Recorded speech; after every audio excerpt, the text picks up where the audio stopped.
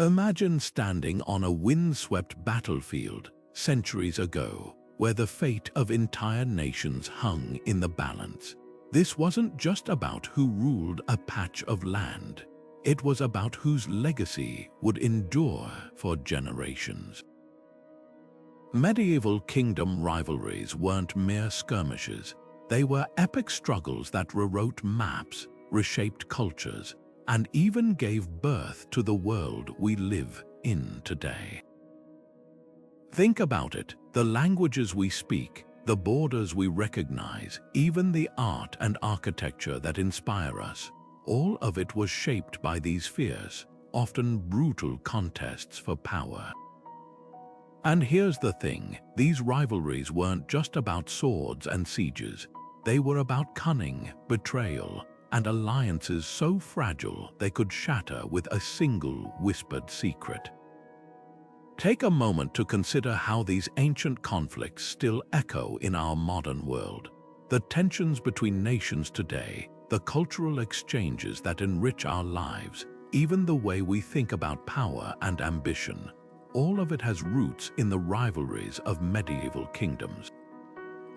Picture the Plantagenets and Capites locking horns over the throne of France, or the Byzantine Empire clinging to survival as rivals closed in from all sides.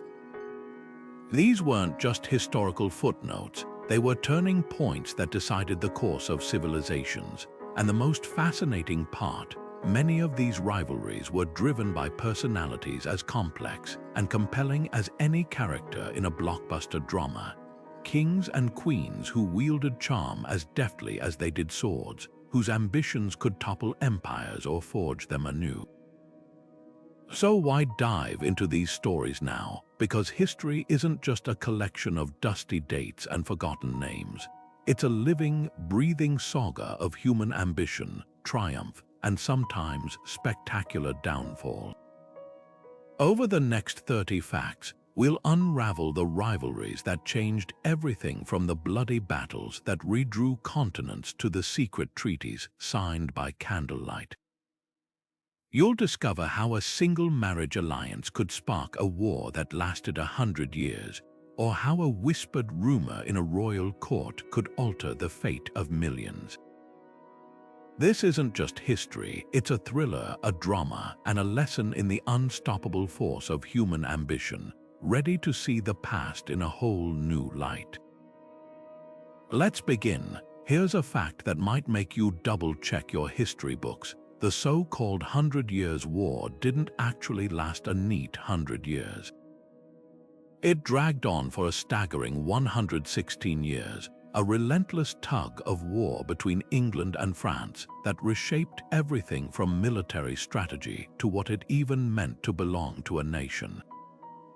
Picture this: generations of soldiers born, fought, and died without ever seeing peace between the two kingdoms.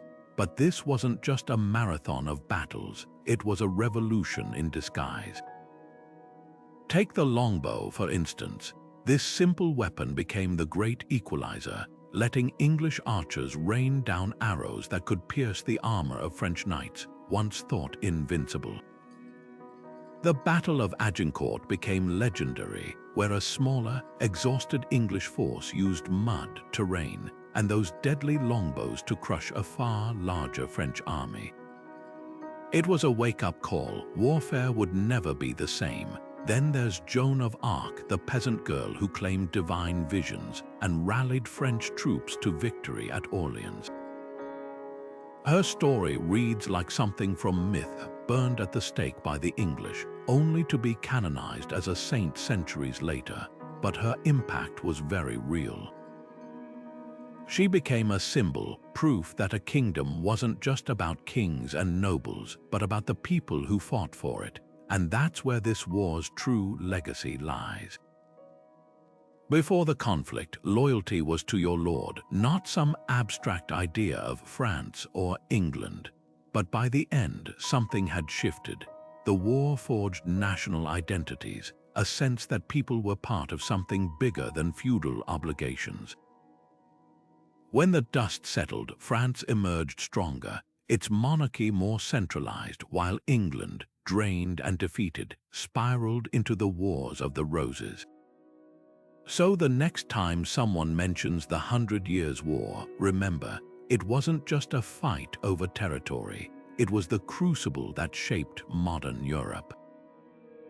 The Reconquista is often painted as a simple tale of Christian kingdoms battling Muslim rulers to reclaim Spain, but the truth is far messier and far more fascinating. Picture this: Christian knights fighting alongside Muslim emirs against other Christian armies, while Muslim rulers hired Christian mercenaries to settle scores with their rivals. This wasn't just a holy war, it was a chessboard where faith took a backseat to power, survival, and cold, hard strategy. Take Rodrigo Diaz de Vivar, better known as El Cid. He's celebrated as a Christian hero, yet he spent years serving Muslim kings, even leading their armies against fellow Christians. Why? Because in medieval Spain, loyalty was a currency, and El Cid was a master of the trade. His story shatters the myth of rigid religious divides, revealing a world where alliances shifted like desert sands. One day, you might be sworn enemies. The next, you'd be sharing a feast and plotting together against a common threat. And it wasn't just El Cid. The Taifa kingdom's small Muslim states that emerged after the Caliphate of Cordoba collapsed routinely played Christian rulers against each other, offering gold, land, or military support to whoever could protect their throne. Alfonso VI of Leon and Castile, a Christian king, even married a Muslim princess to secure an alliance. These weren't exceptions, they were the rule. The line between friend and foe was constantly redrawn, not by faith, but by who held the upper hand in a given moment. What does this tell us? That the Reconquista was less about religion and more about realpolitik centuries before the term existed. The eventual Christian victory wasn't just a matter of divine favor. It was the result of shrewd diplomacy, fractured Muslim leadership, and a willingness to bend the rules when it suited their goals. By the time Granada fell in 1492, Spain had been forged in the fires of these uneasy, often contradictory alliances. The echoes of that complexity still linger today in the architecture, language, and culture of a peninsula that was never as divided as the history books sometimes claim. The Great Schism of 1054 wasn't just a theological divorce, it was a political earthquake that sent shockwaves through kingdoms and empires for centuries. When the Pope in Rome and the Patriarch in Constantinople excommunicated each other, they didn't just split Christianity into Eastern Orthodox and Roman Catholic branches. They lit a fuse under a powder keg of power struggles that would reshape Europe's political landscape. Imagine two spiritual heavyweights, each claiming to be the true heir of ancient tradition, backed by rival emperors and kings who saw an opportunity to expand their influence. The Byzantine Empire, already wary of Rome's growing authority, now had a perfect excuse to resist papal interference, while Western rulers used the schism to justify their own ambitions. Take the Crusades, for example. What started as a call to reclaim Jerusalem from Muslim rule quickly became tangled in this East-West rivalry. When Crusader armies marched east, they didn't just clash with Muslim forces, they sacked Christian Constantinople in 1204, a betrayal so shocking it deepened the divide for generations. The Byzantines saw it as proof of Western treachery. The West saw it as a necessary move against a schismatic empire. This wasn't just about religion, it was about control. Who would dictate the fate of the Mediterranean, whose culture would dominate trade, diplomacy, and even the way history was written? The schism's shadow stretched far beyond the medieval world. It fueled the rivalry between Russia and the West, with Moscow declaring itself the Third Rome after Constantinople's fall in 1453.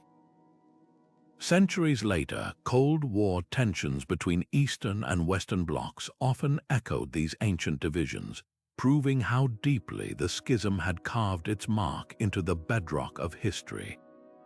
So when we talk about the Great Schism, we're not just discussing a church split, we're unraveling the origins of a geopolitical fault line that still rumbles beneath our feet today. When we think of Vikings, images of fearsome raiders storming coastal villages often come to mind, but that was only the beginning. The real story of Scandinavia's medieval kingdoms is one of ambition, diplomacy, and empire building that would leave a lasting imprint on Europe. Take Signut the Great, a ruler who defied stereotypes. By the year 1030, he hadn't just led raids, he'd stitched together a North Sea empire spanning England, Denmark, and Norway, proving Vikings could govern as skillfully as they fought. This wasn't just a kingdom built on brute force. Signut's reign was marked by shrewd alliances, legal reforms, and even pilgrimages to Rome to legitimize his rule among Christian monarchs. What's often overlooked is how these Viking rulers transformed the regions they conquered. In England, Signut didn't just take the throne, he preserved Anglo-Saxon institutions, even marrying the widow of the previous king to stabilize his rule. His legal codes blended Norse and English traditions, creating a foundation that would influence later English common law.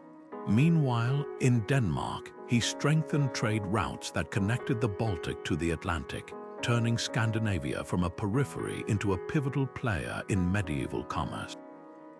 But the rivalries didn't stop at conquest. The struggle for dominance between Viking kingdoms and their neighbors like the Franks and Anglo-Saxons was a high-stakes game of thrones.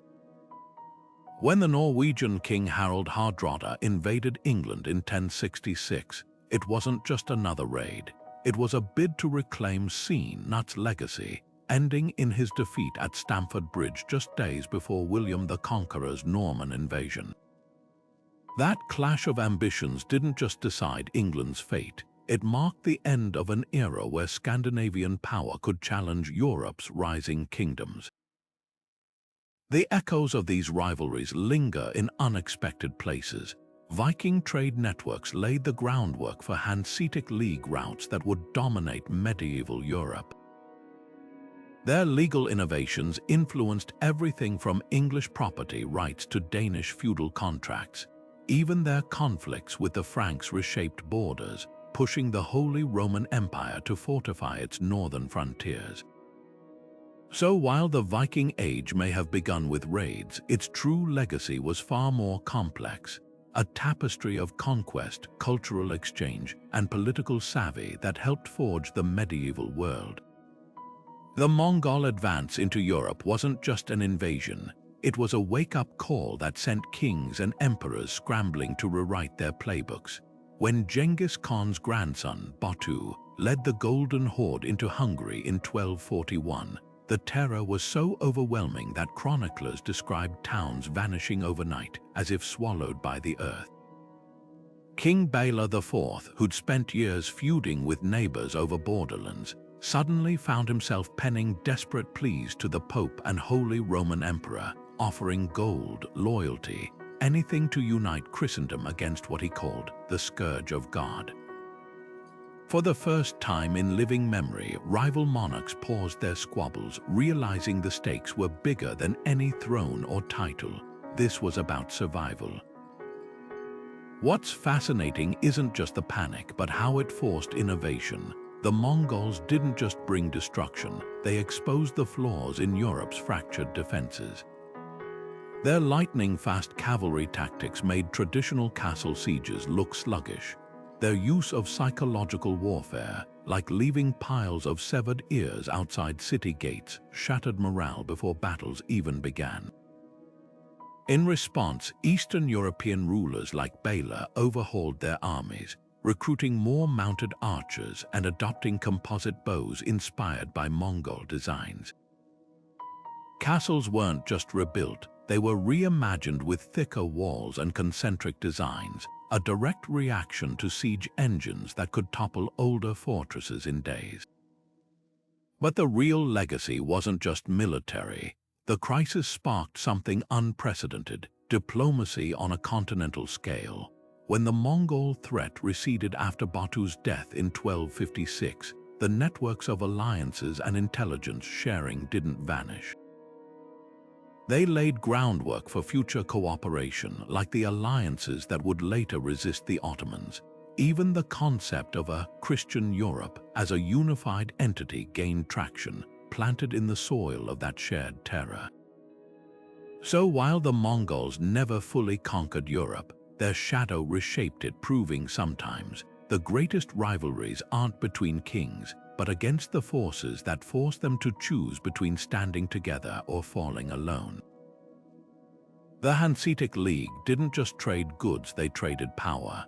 Imagine a network of merchant cities so influential they could strangle a kingdom's economy with a single decree. By the 1400s, this alliance of German trading hubs had perfected a form of warfare no army could match: the economic blockade. When Norway's king, Eric of Pomerania, dared to challenge their monopoly on Baltic trade, the League's response was swift and brutal. They banned all Hanseatic ships from delivering grain to Norwegian ports. Within months, food prices skyrocketed, fishing fleets sat idle without vital supplies, and famine gripped the countryside. A kingdom that had once defied them was now on its knees, not from siege engines, but from the silent, crushing weight of empty harbors and barren markets. This wasn't an isolated tactic. The League's influence stretched from London to Novgorod, a web of trade routes and warehouses where deals were brokered with the precision of a military campaign. Their contours, trading posts fortified like castles, became hubs of economic espionage, where merchants exchanged rumors as readily as spices. If a rival city tried to undercut their prices, the League would flood the market with cheaper goods, driving competitors into bankruptcy. When English wool producers attempted to bypass their middlemen, Hanseatic ships simply refused to transport their cargo, leaving bales of wool rotting on docks. What's astonishing is how modern their strategies feel. The League's embargoes functioned like today's economic sanctions, leveraging interdependence as a weapon. Their system of credit and debt foreshadowed modern banking, with loans often used as political leverage. Even their governance was revolutionary. Decisions weren't made by kings, but by assemblies of merchants voting on policies that balanced profit and collective security. And their legacy, it's etched into the DNA of global commerce. The League's insistence on standardized weights, quality control, and contract enforcement laid groundwork for international trade laws. Modern shipping insurance traces its roots to Hanseatic practices of shared risk among merchant fleets. Even the concept of a trade union finds echoes in their collective bargaining, except instead of workers demanding fair wages, it was cities demanding fair tariffs. The next time you hear about a multinational corporation swaying government policy, remember, the Hanseatic League wrote the playbook centuries ago. Their wars weren't fought with swords but with ledgers, and the battles they won reshaped the world far more than any fleeting medieval conquest. The Wars of the Roses weren't just won on battlefields, they were won in the hearts and minds of the people, through a propaganda war so sophisticated it would make modern spin doctors blush.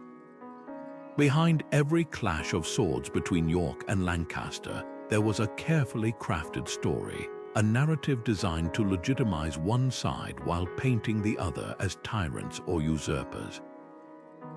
Take Henry Tudor, the man who would become Henry VII.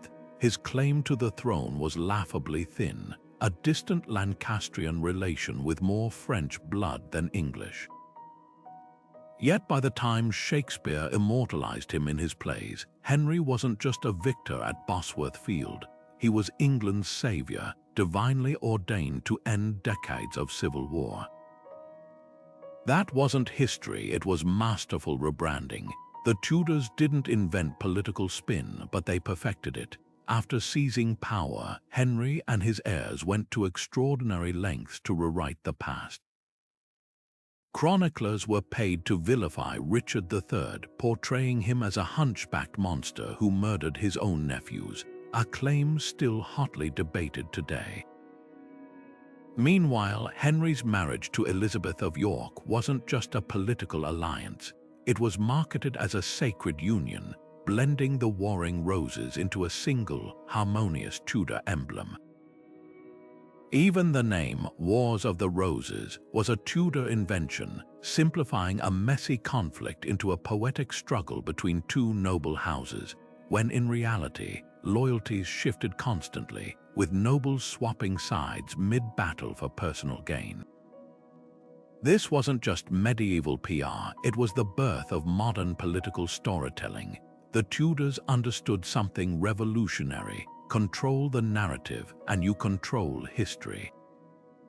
Their tactics, censoring dissent, commissioning flattering portraits, staging public spectacles of unity, would feel eerily familiar to anyone watching today's political campaigns.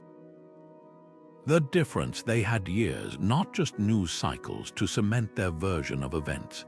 By the time Elizabeth I took the throne, the idea of Tudor legitimacy was so ingrained that questioning it seemed unthinkable. That's the power of propaganda. It doesn't just win wars, it erases the alternatives, leaving future generations to accept the victor's story as truth. So the next time you hear a politician talk about destiny or national rebirth, remember the Tudors wrote that script over 500 years ago. Edward I didn't just build castles, he engineered fear. When he marched into Wales in the late 1300s, he didn't just want to defeat the Welsh princes, he wanted to break their spirit. That's where the Iron Ring came in, a chain of fortresses so colossal they seemed to defy nature itself. Take Caernarfon Castle, its polygonal towers and banded stonework echoing the walls of Constantinople, a deliberate message that English power was now woven into the very landscape. These weren't just military bases, they were stage sets for domination, designed to make rebellion feel feudal. The psychology was brutal in its simplicity. A single castle could control an entire valley, not just with arrows and soldiers, but by monopolizing resources. Garrisons seized farmland, diverted rivers, and taxed trade routes, turning self-sufficient communities into dependent subjects. Welsh farmers who'd once supplied local warlords now hauled their grain to English storehouses under the shadow of towering walls. Even the castle's locations were calculated for maximum impact. Beaumaris, perched on the Menai Strait, wasn't just a stronghold, it was a choke point, its presence a constant reminder that escape or reinforcement by sea was impossible. But Edward's masterstroke was in the details. The castle's concentric walls made assault seem hopeless, while their lavish royal apartments broadcasted Norman superiority. At Conway, the king installed stained glass windows and heated chambers, luxuries meant to humiliate the local population, who lived in thatched huts. The message was clear: resistance wouldn't just fail, it would leave you on the wrong side of history, staring up at a future where your conquerors lived in splendor atop your land. This wasn't unique to Wales. Across Europe, castle architecture evolved into a language of power. The Crac des Chevaliers in the Holy Land used its sheer cliffs and carved inscriptions to daunt Muslim armies, while France's Château Gaillard boasted walls so thick they mocked the idea of siege. What set Edward apart was his systematic approach. His castles weren't scattered strongholds, they were a network, each reinforcing the other, turning geography into a prison. By the time Llewellyn ap Gruffydd, Wales' last native prince, fell in battle, the Iron Ring had already done its work. The Welsh didn't just lose a war, they lost the belief that victory was possible. That's the true power of architecture when stones speak louder than swords. The story of the Sicilian Vespers reads like a thriller where a single spark sets an entire continent ablaze. It all began on Easter Monday in 1282, when a French soldier in Palermo harassed a Sicilian woman outside a church. Within hours, the streets ran red as locals turned on their French occupiers, slaughtering thousands in a single night. But this wasn't just a local uprising. It was the first domino in a chain reaction that would pull empires into a decades-long struggle for control of the Mediterranean. What made this rebellion unique was how quickly it escalated.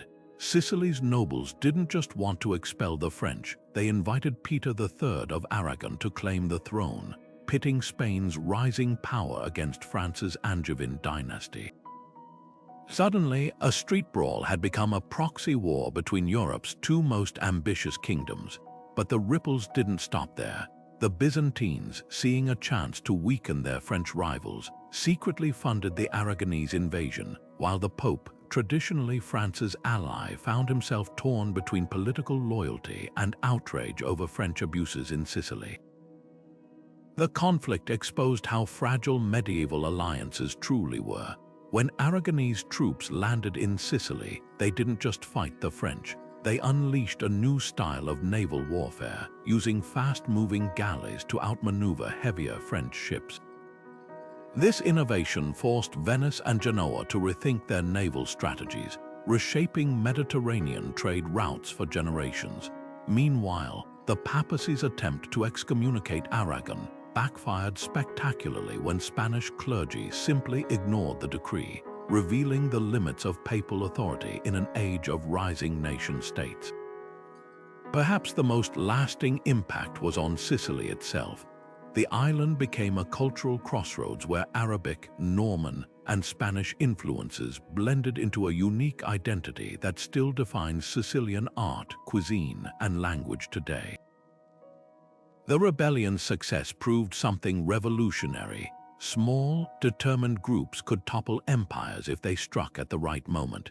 That lesson wouldn't be lost on future revolutionaries, from the Dutch rebels fighting Spain to the American colonists defying Britain. The Sicilian Vespers remind us that history doesn't always turn on grand battles or treaties. Sometimes it hinges on a single night of chaos that changes everything. For centuries, the Teutonic Knights had cultivated an aura of divine invincibility, God's chosen warriors carving a Christian kingdom from pagan lands. But on a muddy field near Grunwald in 1410, that myth crumbled in 6 brutal hours. Their catastrophic defeat wasn't just a tactical failure. It was a public relations catastrophe that exposed the Order's carefully constructed image as a house of cards. The Polish-Lithuanian alliance didn't just win a battle. They weaponized storytelling, turning the knights from holy champions into greedy oppressors in the eyes of Europe.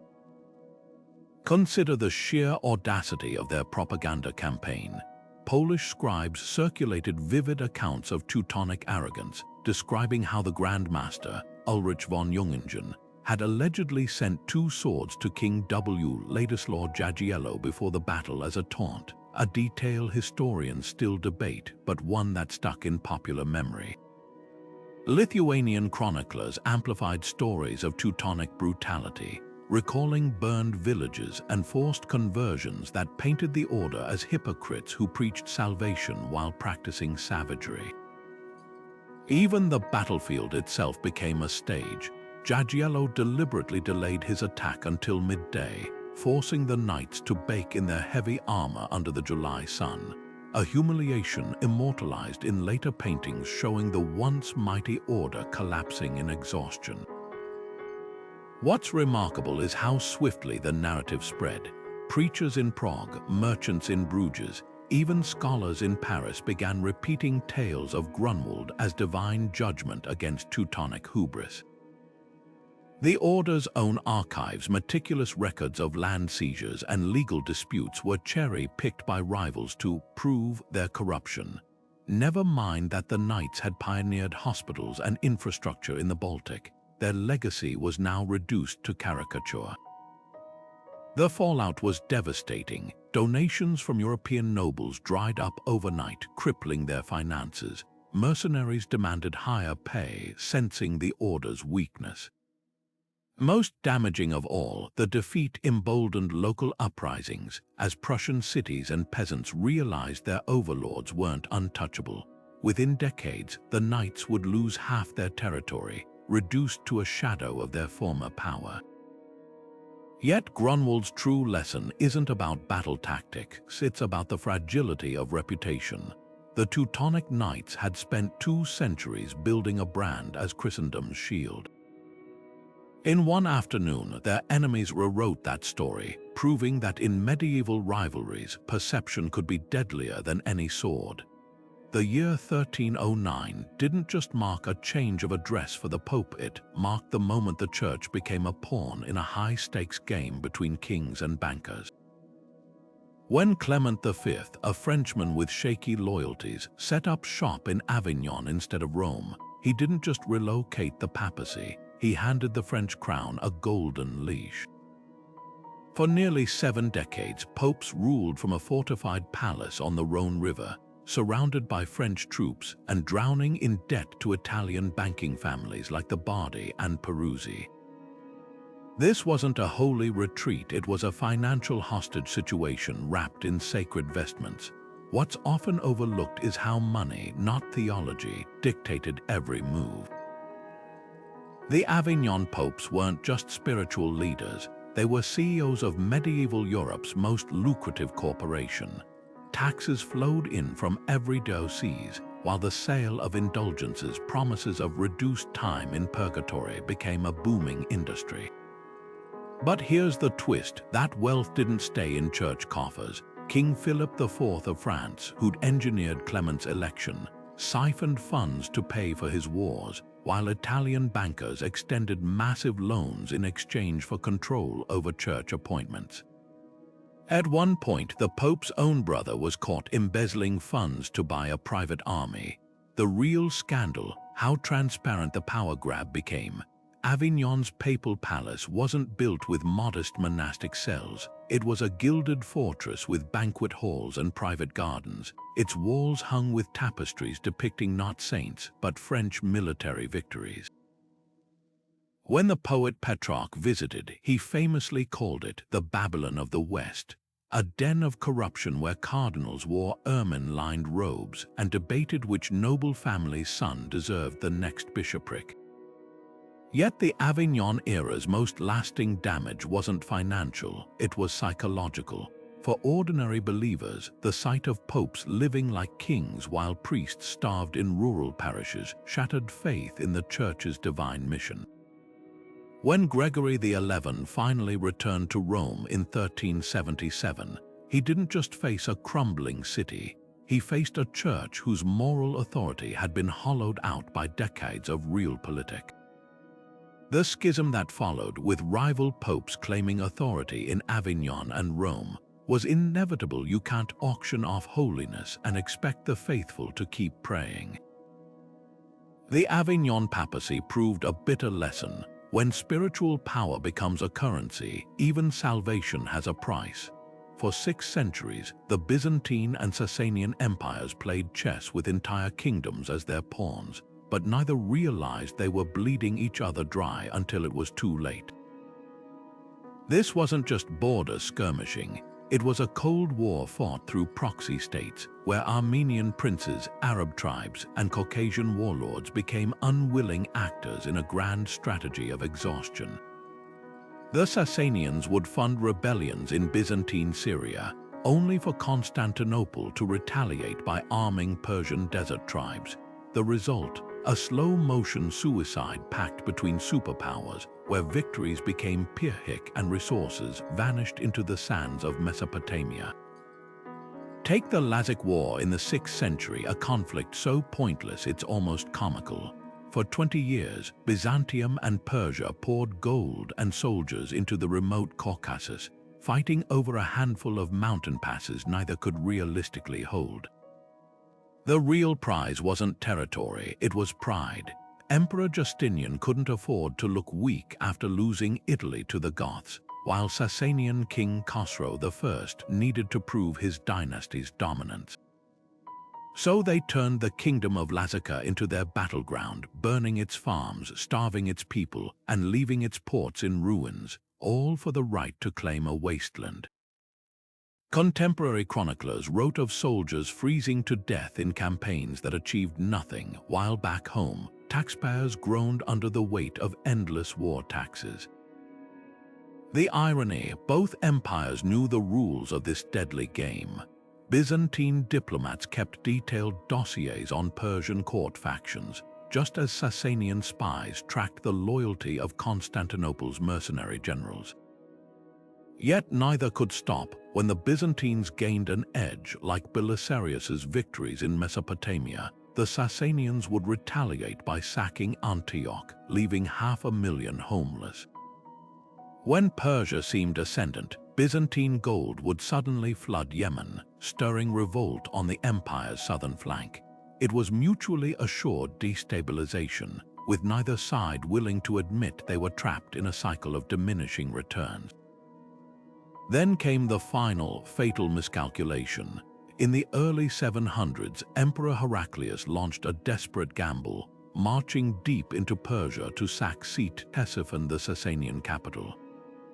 It worked. Persia collapsed into civil war, and Byzantium celebrated until both exhausted empires looked up to find Arab armies surging from the deserts they'd long ignored. The lesson wasn't just about military overstretch, it was about strategic blindness. For centuries, Constantinople and Ctesiphon had been so fixated on each other that they'd failed to notice the world changing around them. Their rivalry didn't just weaken them, it created the perfect vacuum for a new power to rise. And by the time they realized it, the Caliphate's banners were already flying over Jerusalem. The Angevin Empire was less a kingdom than a family business gone spectacularly wrong, and Henry II was the CEO who couldn't keep his boardroom in line. By the late 1200s, his realm stretched from the Scottish border to the foothills of the Pyrenees, a patchwork of territories held together by feudal oaths, strategic marriages, and Henry's own relentless energy. But no amount of land could compensate for one fatal flaw. His sons saw their father's empire not as a legacy to preserve, but as a prize to loot. Richard the Lionheart, the golden boy of medieval propaganda, spent more time plotting against Henry than defending his land. At just 16, he joined his brothers in open rebellion, egged on by their formidable mother, Elena of Aquitaine, who'd grown tired of Henry's infidelities and iron-fisted rule. The family's Christmas court in 1182 became the stuff of legend, not for feasting, but for betrayal.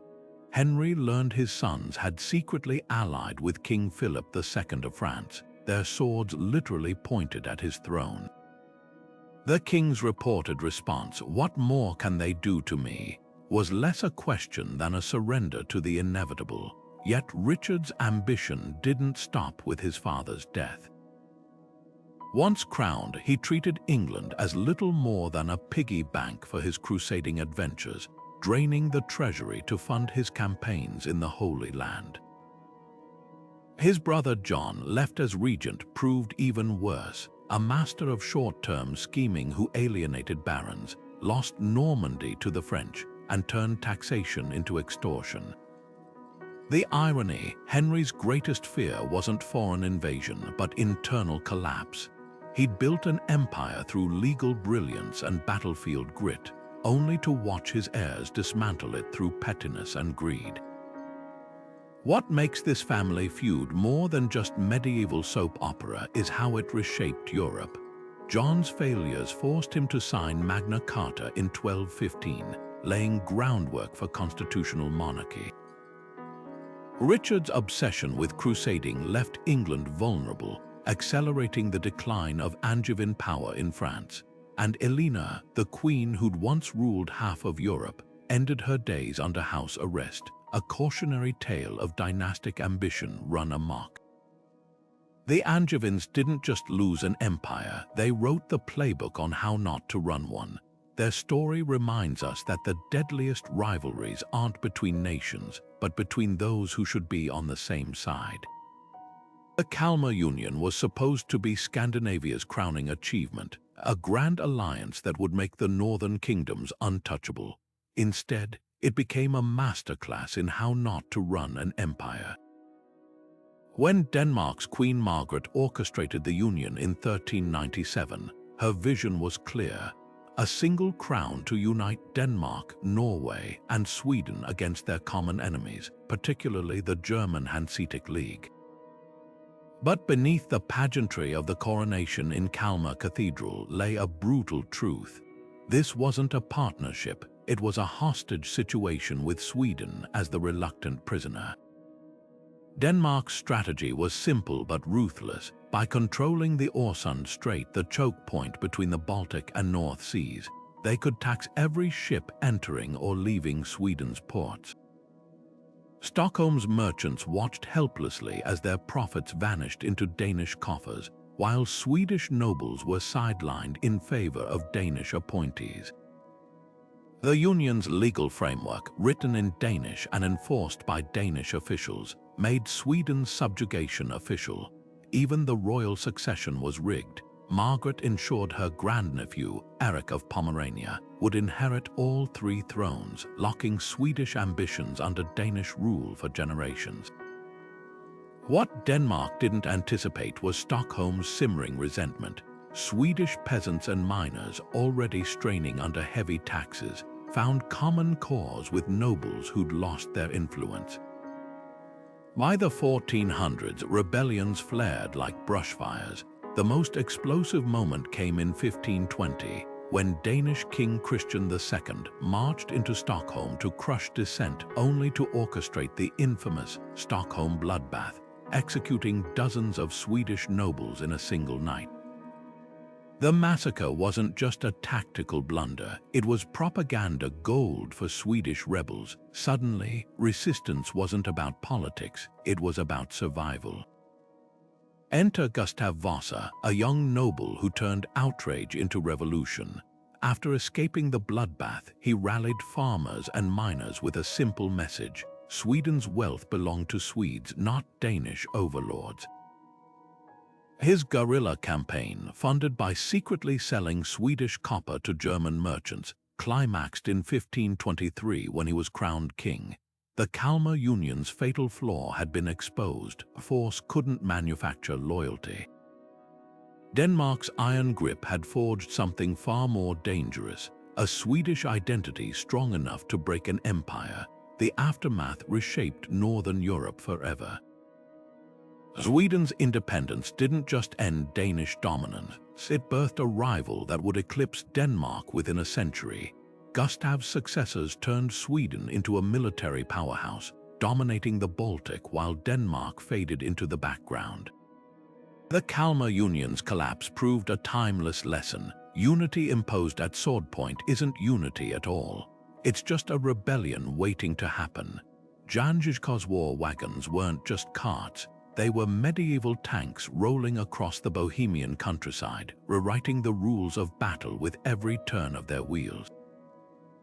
Picture a mobile fortress, wooden wagons chained together, their sides reinforced with iron plates, bristling with hooks to repel climbing enemies.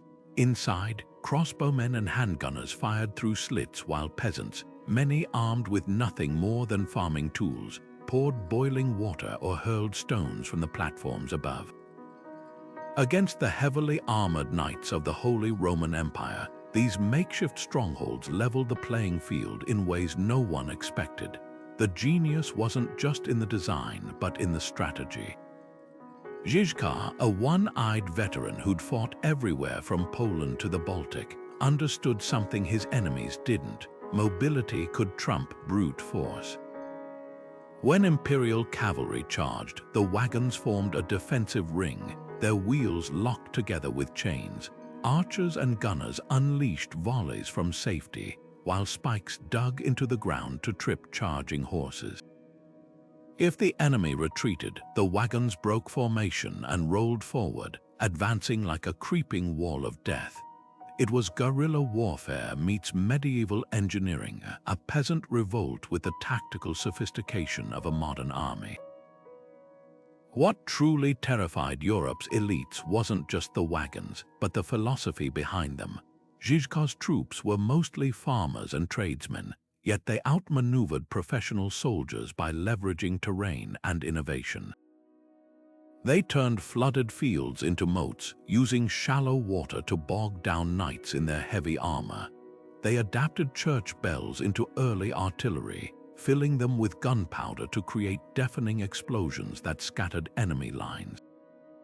Even Žižkov's blindness, the result of an earlier battle, became an advantage.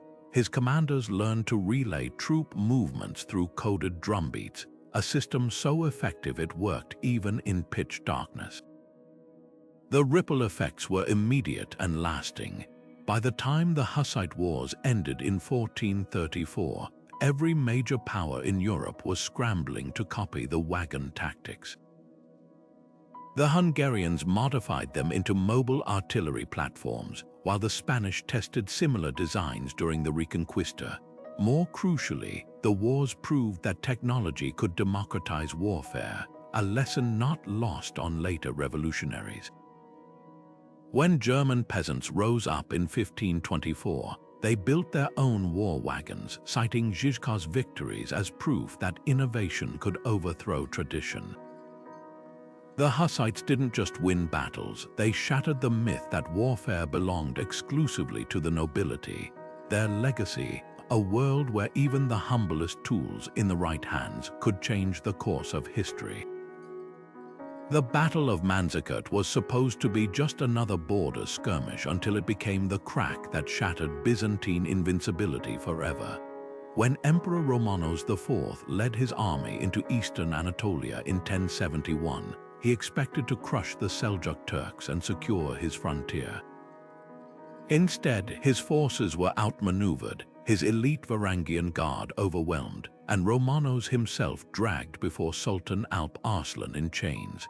But the real catastrophe wasn't the defeat, it was how one afternoon of chaos unraveled centuries of Byzantine dominance. Losing Anatolia wasn't just a territorial blow, it was an economic death sentence. This region had been the empire's breadbasket, supplying grain, horses, and nearly 2/3 of its soldiers. With those resources gone, Constantinople's tax base collapsed, mercenaries deserted, and the empire's famed thematic armies, once the backbone of its defense, disintegrated overnight. Desperate, Emperor Alexios I turned to Pope Urban II, begging for Western mercenaries to help reclaim lost lands. What he got was something far more unpredictable: the First Crusade. The irony: the Seljuks never intended to topple Byzantium. Alp Arslan had been focused on Egypt until Romanos forced his hand. Yet their victory created a power vacuum that drew in everyone from Norman adventurers to Armenian warlords. As Byzantine authority crumbled, Turkic tribes flooded into Anatolia, not as raiders but as settlers, their presence permanently altering the region's culture and language.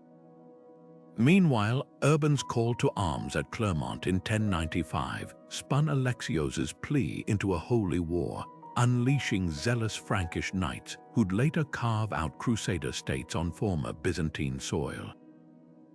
Manzikert's echoes reached far beyond battlefields. The collapse of Byzantine trade routes pushed Italian merchant cities like Venice and Genoa to seek new partners in the Muslim world, reshaping Mediterranean commerce. The flood of displaced Anatolian Christians into Europe fueled anti-Islamic sentiment that hardened into Crusader ideology. Even the Seljuks' victory proved bittersweet, their empire fractured within decades, paving the way for the Ottomans. This wasn't just a military defeat, it was a geopolitical earthquake.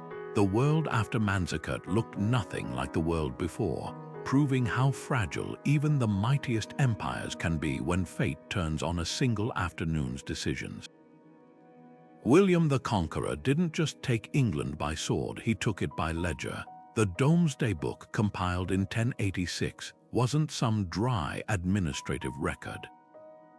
It was the ultimate power move, a masterstroke of legal warfare disguised as bureaucracy.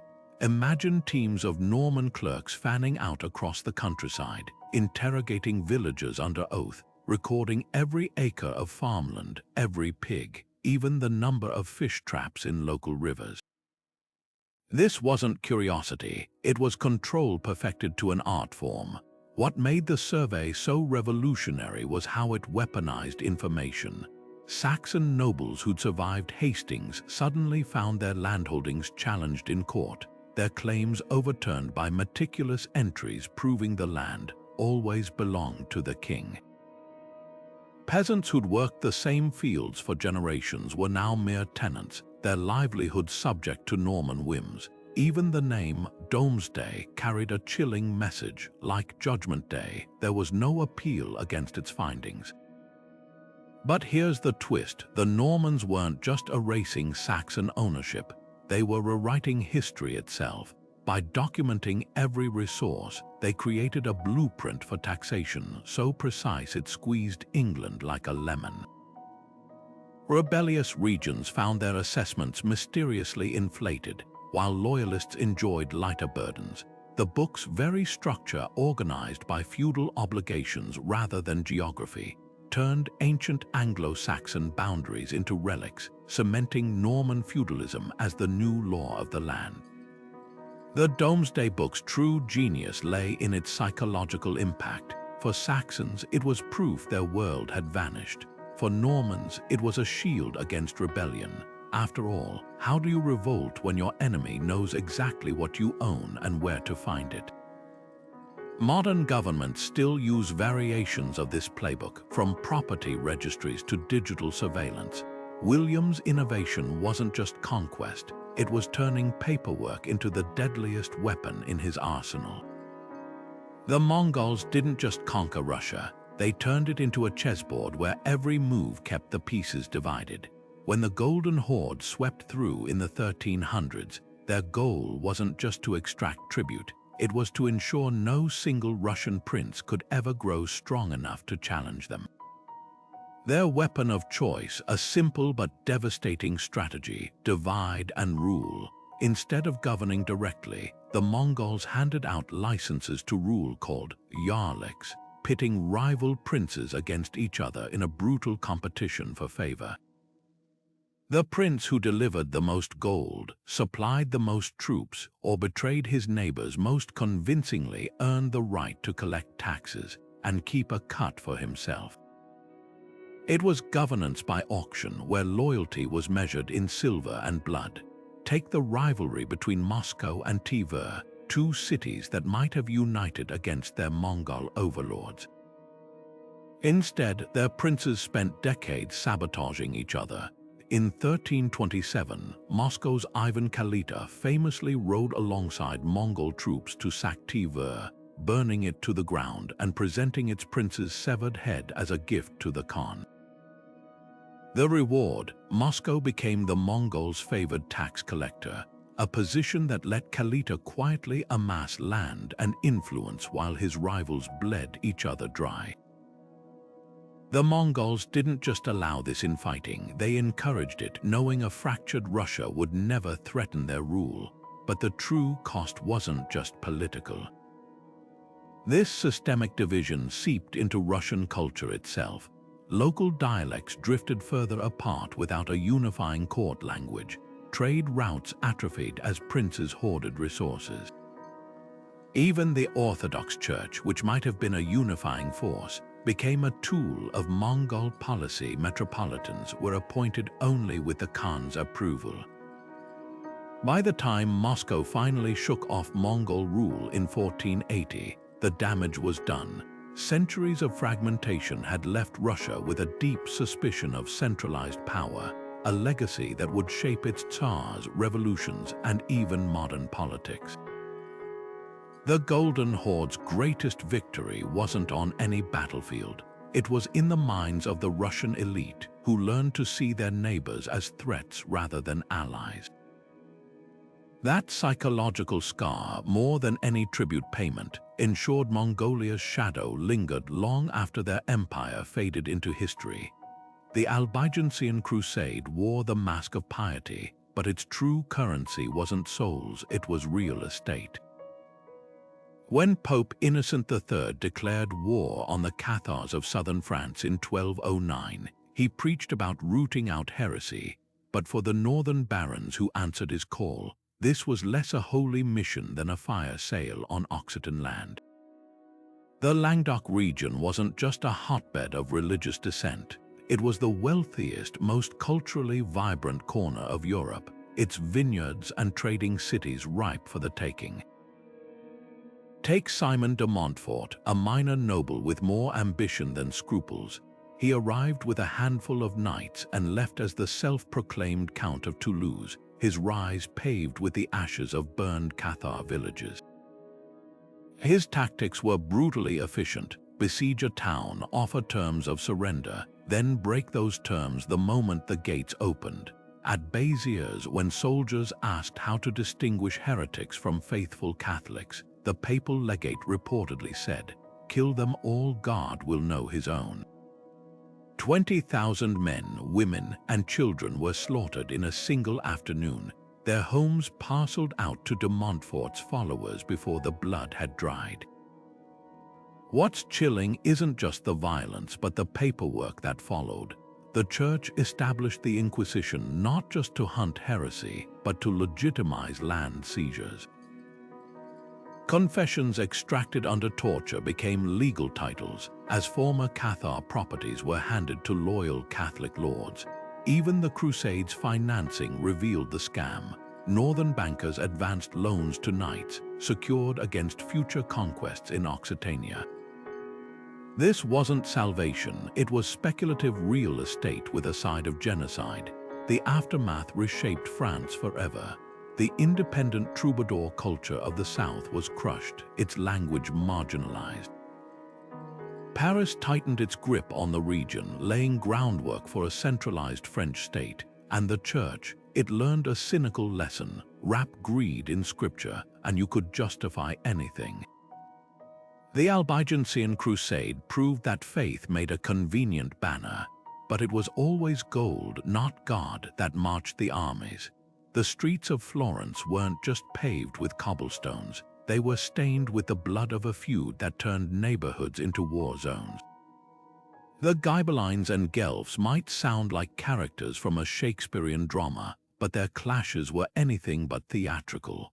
This wasn't just a political rivalry, it was a generational grudge match that split families, toppled governments, and ultimately gave birth to an industry of violence that would shape the Renaissance.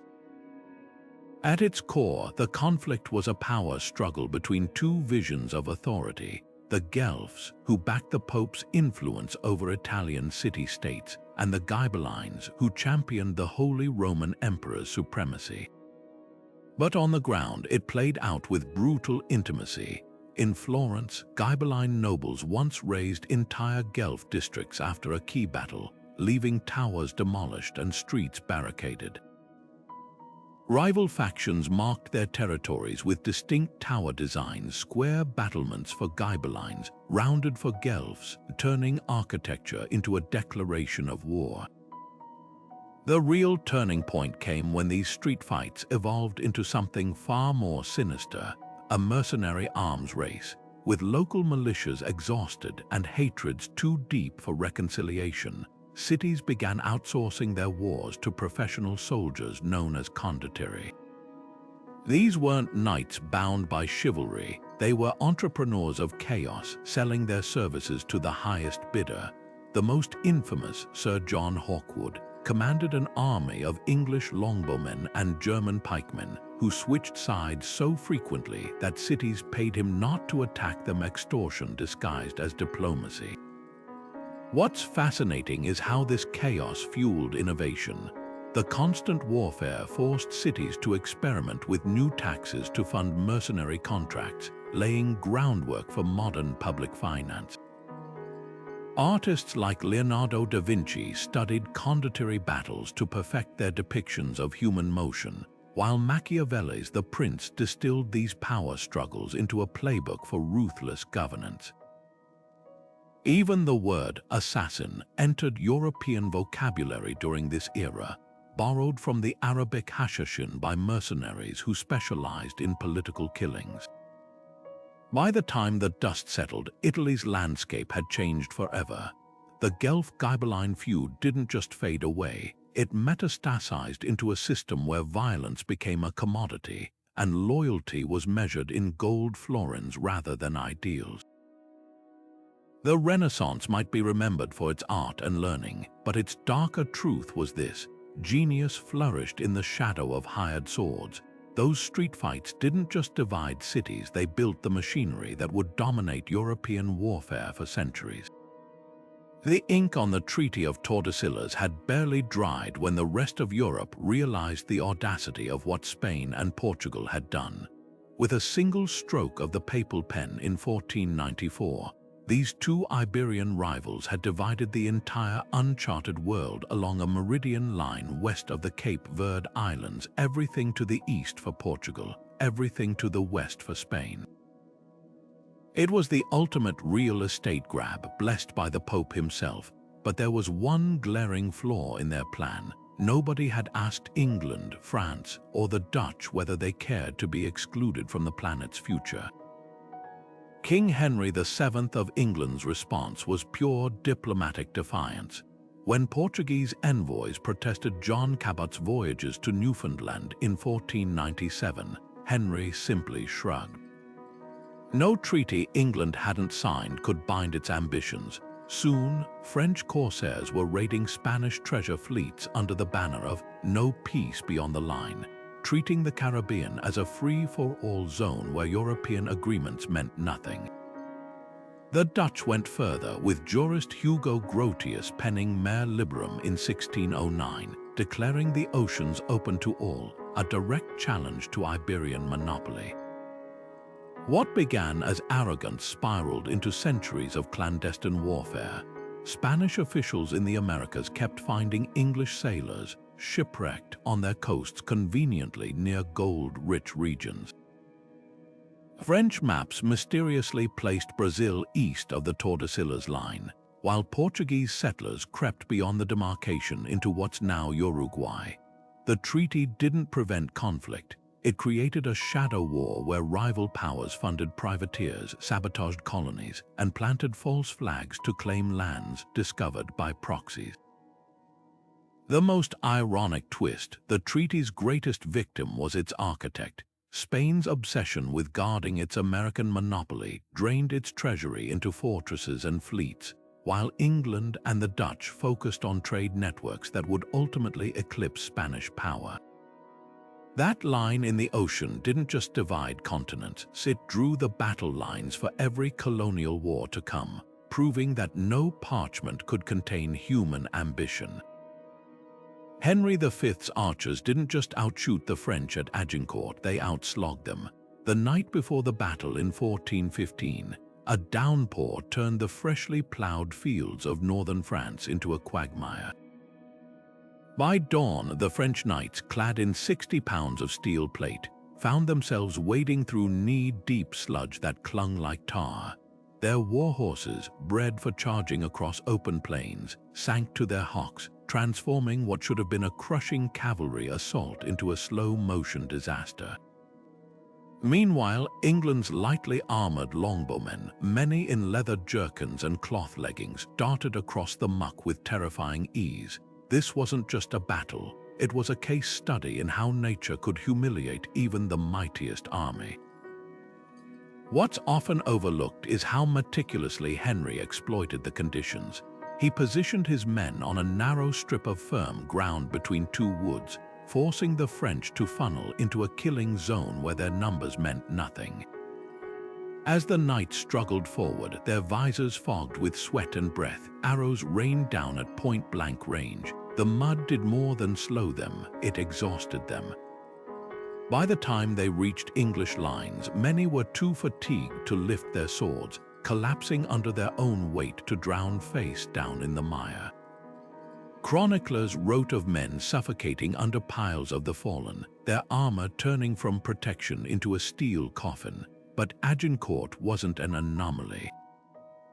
History brims with battles decided by the skies. At the Battle of Waterloo, Napoleon's artillery, the pride of his army, was rendered nearly useless when overnight rains softened the ground, causing cannonballs to bury themselves harmlessly in mud instead of ricocheting through enemy ranks. Centuries earlier, Kublai Khan's invasion fleets were shattered not by Japanese samurai, but by typhoons the defenders called kamikaze, divine winds. Even D-Day in World War II hinged on a narrow weather window, with Eisenhower gambling on a break in the storms that could have turned Omaha Beach into another Agincourt. The lesson for all our strategies and technologies: war remains at the mercy of the elements. A king's plans, a general's tactics, even an empire's destiny can unravel in the space of a single storm.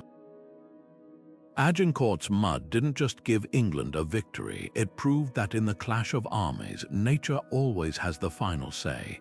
Mehmed II didn't just lay siege to Constantinople in 1453, he weaponized betrayal. When a Hungarian engineer named Urban defected to the Ottomans, he didn't just bring technical expertise, he handed Mehmed the keys to the impossible. For weeks, Urban's massive cannon, nicknamed Basilica, pounded the Theodosian walls, a defensive system that had stood unbroken for over 1,000 years. Each thunderous shot sent 1,600-pound stone balls crashing into the fortifications, cracking the empire's spine one impact at a time. But the real story wasn't the cannon itself, it was the spycraft that made it possible. Urban's defection exposed a brutal truth about medieval warfare. Loyalty had a price. The Byzantines, stretched thin by dwindling funds, had refused to match the Sultan's extravagant offer of gold and land. Mehmed, meanwhile, understood that knowledge was the ultimate siege weapon. He didn't just hire Urban, he surrounded him with a team of Ottoman engineers, reverse printing every technique the Hungarian had learned from European masters. This wasn't just one man switching sides, it was an entire arms race condensed into a single betrayal. The psychological toll was even more devastating than the physical damage. As the walls crumbled, so did Byzantine morale. Emperor Constantine XI's advisors whispered that Urban's cannon was divine punishment, a sign that God had abandoned them. Defectors within the city, seeing the tide turn, began leaking troop positions to the Ottomans. Some even sabotaged repairs under cover of darkness, ensuring gaps in the defenses stayed vulnerable. Yet the greatest irony lay in Urban's fate. His masterpiece cannon, so vital to Mehmed's victory, exploded during the siege, killing him and proving that in the game of defectors, no one stays useful forever. The fall of Constantinople didn't just mark the end of an empire. It revealed a new era where technology and treachery were inseparable. From that day forward, every king and sultan would learn the same lesson. The right turncoat could rewrite history faster than any army. The Hanseatic League had built an empire on trade, but by the late 1400s, their ships were floating targets for a new breed of pirate, one with royal backing. Enter the Vitellian Brüder, a brotherhood of sea raiders so ruthless they became legend. These weren't rogue outlaws, they were Scandinavia's secret weapon, privately hired by kings to wage war without declaring it. When Sweden and Denmark clashed over the Baltic, their rulers found a loophole in medieval diplomacy. Why risk your own navy when you could pay cutthroats to do the dirty work? The League's merchant convoys learned the hard way what it meant to be caught in the crossfire. Vitellian Brüder captains, many of them former privateers with intimate knowledge of Hanseatic routes, struck with brutal precision. They didn't just steal cargo, they burned ships to the waterline, kidnapped wealthy merchants for ransom, and even blockaded ports like Stockholm, strangling trade until cities begged for mercy. Their most infamous leader, Klaus Störtebeker, became a folk hero among the poor for sharing plundered grain, while Hanseatic accountants wept over ledgers hemorrhaging gold. What made this piracy epidemic so dangerous was its semi-legal veneer. Scandinavian monarchs issued letters of marque official licenses to raid enemy vessels, then looked the other way when pirates accidentally targeted neutral ships. The League's appeals to kings fell on deaf ears. After all, how do you prosecute criminals whose crimes are secretly state policy? Even when the Hanseatic fleet finally cornered Störtebeker in 1401, executing him and 70 crewmen in Hamburg, the message failed to stick. Within months, new captains emerged, their flags flying with the same royal wink and nod approval. This shadow war exposed a truth that still resonates today. When nations outsource violence, accountability vanishes. The Vitellian Bruder weren't just pirates, they were medieval mercenaries, a preview of the private military companies that would later plague Europe's battlefields. Their legacy lives on in the gray zones of modern warfare, where drones and hackers operate in legal limbo. Back then, the Hanseatic League could at least see their enemies' sails on the horizon.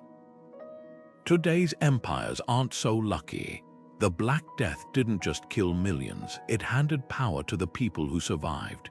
When the plague swept through Europe in the mid-1400s, wiping out nearly half the population in some regions, it left behind a world where labor was suddenly scarce and peasants held all the cards. Lords who had once treated their workers as disposable now faced an impossible choice: pay up or watch your fields rot. Overnight, the feudal system's iron grip began to rust. Consider the harvest of 1351. With entire villages wiped out, crops stood uncollected while livestock wandered untended. Landowners desperate to bring in their grain found themselves competing for workers, offering wages that would have been unthinkable a decade earlier. In England, the Statute of Labourers in 1351 tried to freeze wages at pre-plague levels, a desperate attempt by the nobility to turn back the clock. But laws couldn't change the brutal arithmetic of supply and demand. When the Black Death's second wave hit in 1361, even stricter penalties for demanding higher wages failed. Peasants simply walked away from harsh masters, knowing another lord would pay double. The ripple effects went far beyond economics. Suddenly, serfs could negotiate not just for money, but for freedom. Many bought their way out of feudal obligations entirely, using saved wages to purchase small plots of land. Others fled to cities where labor shortages meant skilled craftsmen could name their price. Guilds that had once barred newcomers now scrambled to recruit apprentices, relaxing centuries-old restrictions. The social hierarchy wasn't just bending, it was fracturing. Yet the most profound change was psychological. For the first time, common people grasped their collective power. The English peasants' revolt of 1381 wasn't just about taxes. It was a direct challenge to the idea that nobility had a God-given right to rule. Though crushed violently, the revolt planted seeds of dissent that would grow into movements like the German Bundscha uprisings and, eventually, the demands of the Protestant Reformation. What began as a biological catastrophe ended as history's greatest workplace revolution. The plague didn't just kill people, it killed the illusion that the old order was unshakable. When the dust settled, Europe found itself on an unexpected path, one where the value of labor, not the accident of birth, began to dictate a person's worth. The Black Death proved a grim truth sometimes. Progress comes not through vision, but through devastation.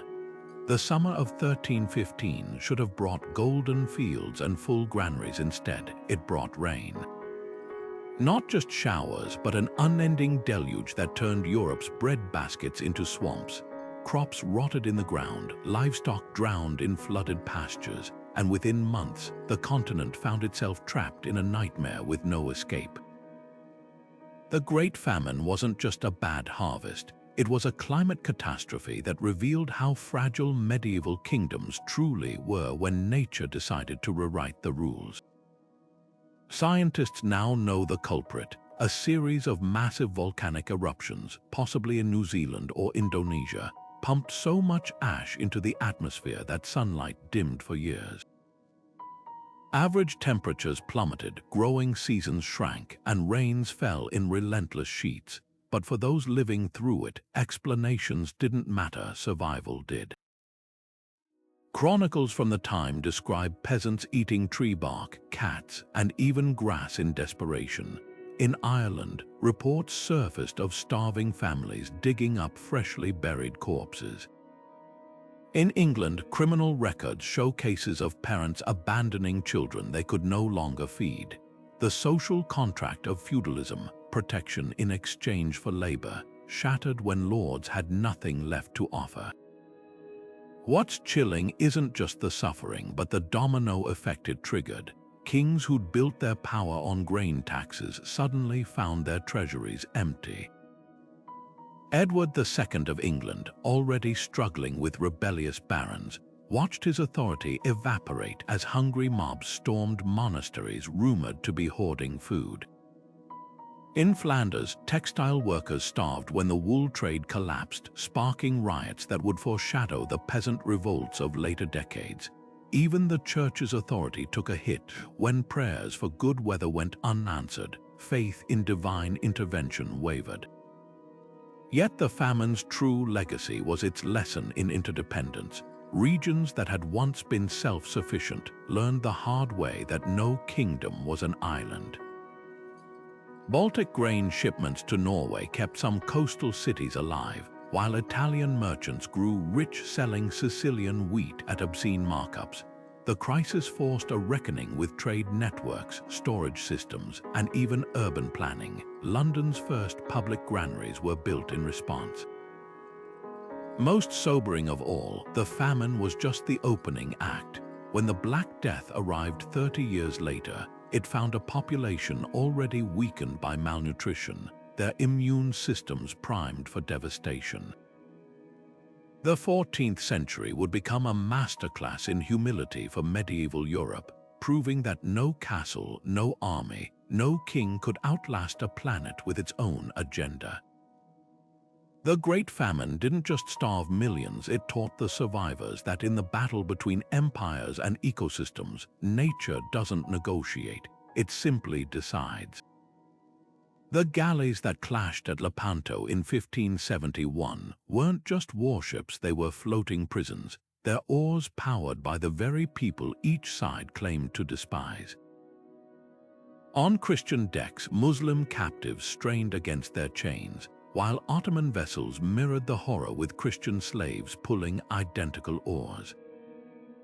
This wasn't just hypocrisy, it was an open secret that fueled the Mediterranean's endless wars. Both sides preached holy war, yet their empires ran on the same brutal economy of human suffering. What made this system so chilling was its efficiency. Rowing a galley wasn't just labor, it was torture. Men were chained to benches for months, their backs bent under the lash, their feet swollen from constant immersion in seawater. The average lifespan of a galley slave was barely 2 years, with most succumbing to disease, exhaustion, or the battles they were forced to propel their captors into. Yet neither the Holy League nor the Ottomans could afford to abandon the practice. Without these slaves, their fleets, and by extension, their imperial ambitions would grind to a halt. The irony ran deeper than the oars. Many slaves at Lepanto had been captured in previous naval clashes, meaning Christians might find themselves rowing against their own countrymen, or Muslims forced to attack ships flying their homeland's colors. Some accounts describe slaves cheering when their captors' ships sank, preferring drowning to continued servitude, only to be fished out and re-enslaved by the victors. The battle's most famous survivor, Miguel de Cervantes, lost the use of his left hand fighting the Ottomans, but his later writings revealed a grim understanding. Both sides were mirror images of cruelty. Yet Lepanto also exposed the system's fragility. After the battle, thousands of Christian slaves were freed from Ottoman galleys, while Muslim captives met the same fate. For a brief moment, the veneer of religious war cracked, revealing the truth: this was never about faith, but about empires feeding on human lives. The real legacy of Lepanto's slave rowers isn't just their suffering. It's the uncomfortable reminder that history's greatest clashes were often fought on the backs of those who wanted no part in them. When we remember Lepanto as a turning point in naval history, we must also remember the faces of the men who never had a choice but to row it into existence. The mountain fortress of Montsegur stood like a defiant fist against the sky, its walls sheltering the last free Cathars as the armies of medieval France closed in. By 1244, the so-called heretics had endured a 9-month siege, their supplies dwindling, their options narrowing to two grim choices: surrender and face the Inquisition's flames, or leap into the abyss on their own terms. When the final day came, over 200 men, women, and children chose the latter, clutching each other as they walked into a massive pyre, their voices rising in hymns until the smoke swallowed them whole. But what happened next wasn't just an ending. It was the birth of a legend that would outlast empires. The Cathars' defiance became a beacon for future rebels, their story morphing into something far bigger than a medieval tragedy. During the French Revolution, radicals invoked Montsegur as a symbol of resistance against tyranny, painting the Cathars as proto-revolutionaries martyred by a corrupt church. Fast forward to World War II, and the mountain took on new life. French resistance fighters dubbed their underground network the Cathars, smuggling weapons through the same caves where medieval believers once hid from inquisitors. Even the Nazis grew obsessed, with Himmler sending SS archaeologists to scour Montsegur for relics they believed held occult power, a twisted irony given the Cathars' rejection of material wealth. What made this massacre so enduring wasn't just the horror, but the mystery that clung to it. Unlike other medieval persecutions, Montsegur left behind tantalizing gaps. Why did the besieging army grant a 2-week truce before the final assault? Time enough, some say, for Cathar treasures or secrets to vanish into the Pyrenees. Why did witnesses report seeing lights like falling stars the night of the mass suicide? These unanswered questions became fertile ground for conspiracy theories, from lost gospels to the Holy Grail itself. Novelists and filmmakers couldn't resist. The Cathars became shorthand for doomed idealism, their fate a canvas for every generation's fears and hopes. Yet beneath the myths lies a simpler, starker truth. Montsegur proved that even annihilation could be a kind of victory. The Cathars didn't just die, they chose how they died, denying their persecutors the satisfaction of a forced conversion.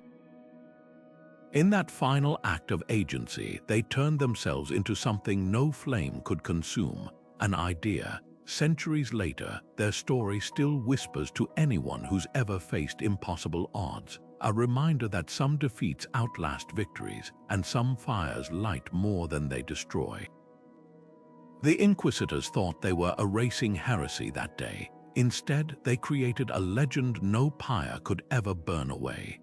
The peasants' revolt of 1381 wasn't just a rebellion, it was a masterclass in royal betrayal. For weeks, thousands of angry laborers and craftsmen marched on London, burning tax records and storming palaces with a simple demand: an end to the crushing poll taxes that bled them dry. And for a fleeting moment, it worked. 14-year-old King Richard II, facing a mob at Mile End, agreed to their terms, even signing charters promising freedom from serfdom and fairer wages. The rebels dispersed, believing they'd won, but their victory lasted precisely as long as it took Richard to gather his army. The king's revenge was swift and brutal. When rebel leader Wat Tyler returned to finalize negotiations, he was met not with diplomats, but with a dagger to the gut from the mayor of London. As Tyler lay dying in the dirt, Richard rode out to confront the now leaderless crowd, delivering history's most chilling broken promise: "Villeins you were, and villeins you shall remain." Within days, the charters were torn up, rebel villages were put to the torch, and bodies swung from gallows across England. The message was clear: peasants could march, they could even win, but kings would always have the last word. Yet the revolt's true legacy wasn't just in its failure, but in the lessons it etched into the minds of rulers and rebels alike. For monarchs, it became a playbook for crushing dissent: appease first, then exterminate. When the Jacquerie Uprising rocked France a generation later, nobles remembered Richard's example, luring rebels into negotiations before slaughtering them mid-feast. But for the lower classes, the revolt planted a seed of defiance that would never fully die. The Lollard preachers who followed, the German peasant wars of the 1500s, even the rhetoric of the American Revolution, all carried echoes of 1381's betrayed promises. The cruelest irony: many of the rebels' demands abolition of serfdom, fair wages, representative voices would eventually come to pass, but not because kings grew kinder. Because centuries later, their descendants would remember Wat Tyler's fate and learn the one lesson Richard never intended: if you want justice from those in power, don't trust their word. Take it, on January 2nd, 1492, as Columbus's ships gathered provisions in Andalusia for their westward voyage, a more immediate drama unfolded just 40 miles away. Boabdil, the last Sultan of Granada, handed the keys of the Alhambra to Ferdinand and Isabella, completing the Reconquista's final act. But this wasn't just a transfer of power. It was the closing curtain on a civilization that had shaped Europe for nearly 8 centuries. The same year that launched Spain's global empire also severed its last living link to the Islamic Golden Age that had once made Iberia the intellectual capital of the continent. The fall of Granada resonates far beyond its military significance. For 781 years, Al-Andalus had been a laboratory of coexistence, however imperfect, where Muslim, Jewish, and Christian scholars collaborated in fields from astronomy to medicine. The Great Library of Cordoba held more volumes than all of France, while irrigation techniques from Valencia would later transform agriculture in the Americas. Yet by 1492, this pluralistic vision had shrunk to a fragile ember. The treaty guaranteeing religious freedom for Granada's Muslims lasted barely a decade before the Inquisition's fires began burning across Andalusia. What makes this moment so pivotal is how it mirrors and distorts the broader currents of history. As Isabella funded Columbus's voyage, her troops were expelling or forcibly converting Granada's Jewish population, many of whom took refuge in the Ottoman Empire. The same monarchs who championed exploration also signed the Alhambra Decree, purging Spain of the very communities whose knowledge had once fueled its prosperity. It's a bitter irony that the caravels sailing toward the New World carried traces of the old one. They destroyed Arabic navigational charts, Jewish cartographers' star maps, and ship designs adapted from Andalusi merchants. Granada's surrender didn't just mark an ending, it set a template. The conquistadors who landed in the Americas brought with them the same zeal for conversion and consolidation that had defined the Reconquista. The mosques of Andalusia became churches, just as the temples of Tenochtitlan would later be raised for cathedrals. yet the ghosts of Al-Andalus proved harder to erase. Even today, the flamenco's Moorish scales, the citrus groves of Seville, and the Spanish language itself, 1/5 of its vocabulary derived from Arabic whisper of the world that 1492 tried to silence. The year we remember for discoveries was equally defined by erasures, a reminder that history's turning points are rarely clean breaks, but messy collisions of loss and reinvention.